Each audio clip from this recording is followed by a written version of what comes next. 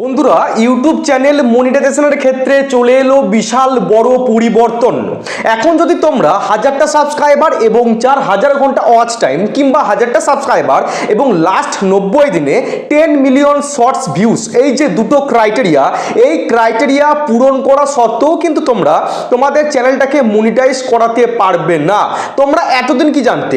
এই দুটো ক্রাইটেরিয়া পূরণ করার পর তোমরা তোমাদের চ্যানেলটাকে ইজিলি মনিটাইজ করাতে ওকে, কিন্তু এখন এই 2025-এ আর কিন্তু তোমরা এমনটা করতে পারবে না, কারণ ইউটিউব এমন একটা নতুন আপডেট নিয়ে এসেছে। তোমরা এই দুটো ক্রাইটেরিয়া পূরণ করা সত্ত্বেও কিন্তু তোমাদের চ্যানেলটাকে তোমরা মনিটাইজ করাতে পারবে না যদি এই ভিডিওটা সম্পূর্ণ না দেখো।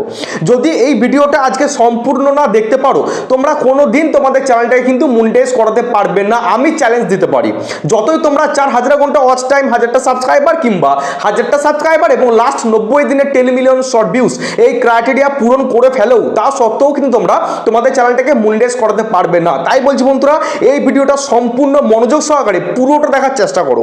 স্কিপ করে দেখলে তোমরা কিন্তু কিছু বুঝতে পারবে না।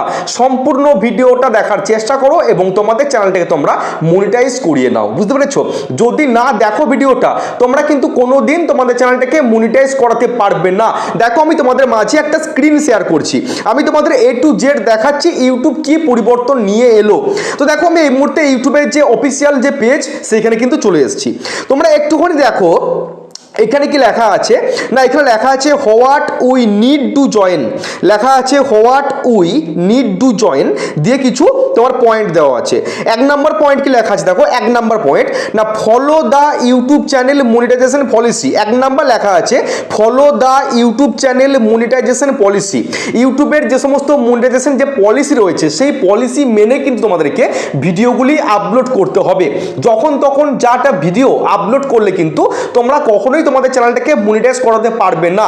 ইউটিউবে যে সমস্ত পলিসি রয়েছে, সেই পলিসি মেনে কিন্তু তোমাদেরকে কাজকর্ম করতে হবে। যখন তখন যাটা ভিডিও আপলোড করা কিন্তু একদমই চলবে না যদি তোমরা তোমাদের চ্যানেলটাকে মনিটাইজ করাতে চাও।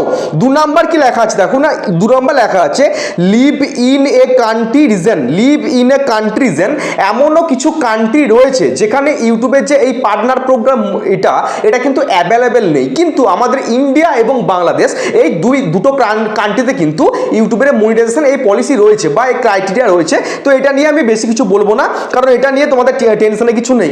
তোমরা যারা বাংলাদেশে থাকো বা ইন্ডিয়াতে থাকো, তোমাদের জন্য কোনো টেনশন নেই এটা। তো 3 নাম্বার কি বলছে দেখো, have no active community guideline strike on your channel.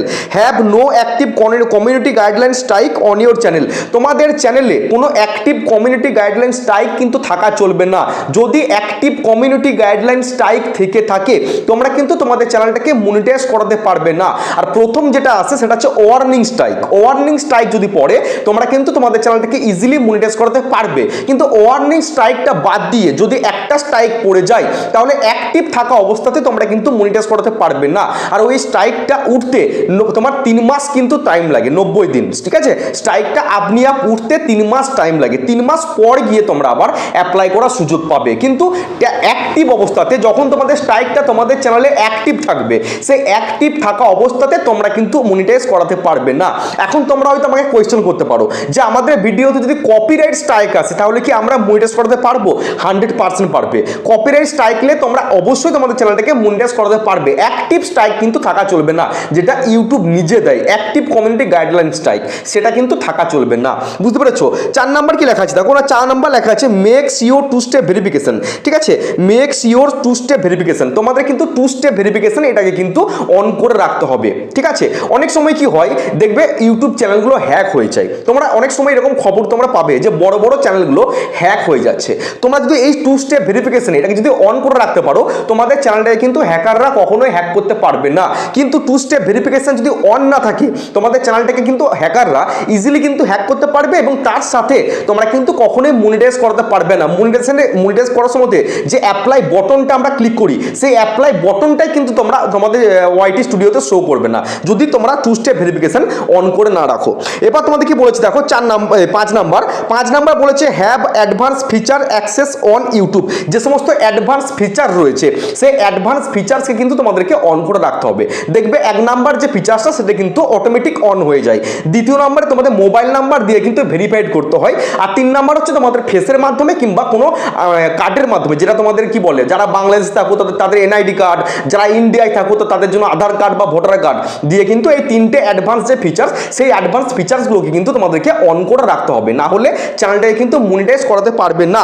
6 number কি বলছে দেখো have one active AdSense for your account. তোমাদের কিন্তু একটা অ্যাডসেন্স অ্যাকাউন্ট থাকতে হবে, সেটা তোমরা অ্যাপ্লাই করার সময়তে অ্যাডসেন্স অ্যাকাউন্টটা ক্রিয়েট করতে পারো। আর আগে থেকে যদি তোমাদের কোনো অ্যাডসেন্স অ্যাকাউন্ট থেকে থাকে তাহলে তোমরা সেখানে জুড়ে দিতে পারো, বুঝতে পেরেছো? একটা অ্যাডসেন্স অ্যাকাউন্ট কিন্তু তোমাদের থাকতেই হবে, তাহলে কিন্তু চ্যানেলটাকে মনিটাইজ তোমরা করাতে পারবে না। একটা অ্যাডসেন্স অ্যাকাউন্ট তোমাদের থাকতেই হবে। আচ্ছা, এগুলো হচ্ছে তোমার জয়েন করার যে ক্রাইটেরিয়া। এবার তোমাদের একটু দেখিয়ে দিই যে তোমাদের যে এই 4000 ঘন্টা ওয়াচ টাইম, কোন ওয়াচ টাইমগুলো কাউন্ট হবে এবং কোন ওয়াচ টাইম তোমাদের কাউন্ট হবে না, এটা তোমাদের একটু দেখিয়ে দিই। দেখো আমি স্ক্রিনটা স্ক্রল করছি, লেখা আছে দেখো না valid public watch hour, valid public watch hour, কোন ওয়াচ আওয়ারগুলো তোমাদের কাউন্ট হবে। দেখো কাউন্ট হবে না। দেখো প্রাইভেট ভিডিও, তোমাদের কোনো ভিডিওকে যদি তোমরা প্রাইভেট করে রাখো তাহলে সেই প্রাইভেট করা ভিডিওর যে ওয়াচ টাইম সেটা কিন্তু কাউন্ট হবে না। মনিটাইজ করার ক্ষেত্রে যে 4000 ঘন্টা ওয়াচ টাইম লাগে সেখানে কিন্তু কাউন্ট হবে না। যদি তোমরা কোনো ভিডিওকে প্রাইভেট করে রাখো সেই প্রাইভেট ভিডিওর যে ওয়াচ টাইম সেটা কিন্তু কাউন্ট হবে না।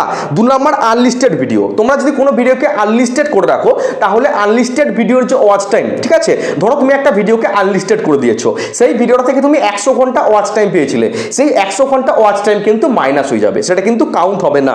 তারপর দেখো ডিলিটেড ভিডিও, যদি তোমরা কোনো ভিডিওকে ডিলিট করে দাও তাহলে কিন্তু তোমাদের সেই ভিডিওর ওয়াচ টাইম কাউন্ট কিন্তু হবে না।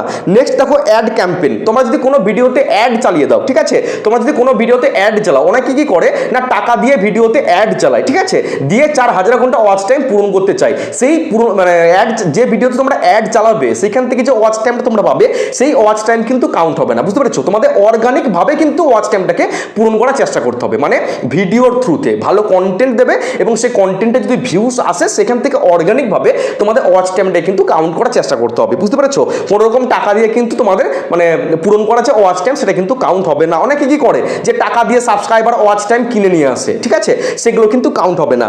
তারপর দেখো ইউটিউব শর্ট ভিডিওর কিন্তু ওয়াচ টাইম কাউন্ট হয় না, শর্ট ভিডিওর ওয়াচ টাইম কিন্তু কাউন্ট হয় না। শর্ট ভিডিওর ক্ষেত্রে 10 মিলিয়ন শর্টস ভিউজ কাউন্ট হয়।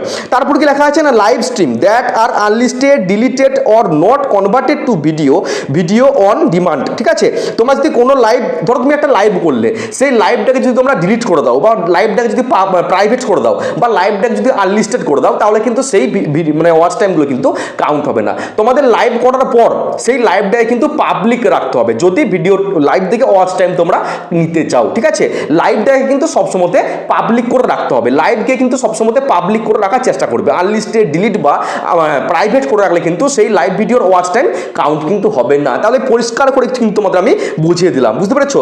যদি তোমাদের চ্যানেলটাকে মনিটাইজ করতে চাও এসব নিয়মগুলো তোমরা মানবে, ঠিক আছে, জেনুইন ভাবে 4000 ঘন্টা ওয়াচ টাইম, 1000টা সাবস্ক্রাইবার কিংবা 1000টা সাবস্ক্রাইবার এবং লাস্ট 90 দিনে 10 মিলিয়ন শর্ট ভিউজ, এগুলোকে অর্গানিক ভাবে নিয়ে আসার চেষ্টা করবে ভিডিওর থ্রুতে, অর্গানিক ভাবে, যদি চ্যানেলটাকে সুষ্ঠুভাবে মনিটাইজ করাতে চাও, না হলে কোনোদিন কিন্তু তোমরা চ্যানেলটাকে মনিটাইজ করাতে পারবে না। তো এই ছোট্ট ইনফরমেটিভ ভিডিওটা তোমাদের কেমন লাগলো অবশ্যই কিন্তু কমেন্ট বক্সে কমেন্ট করে জানিও।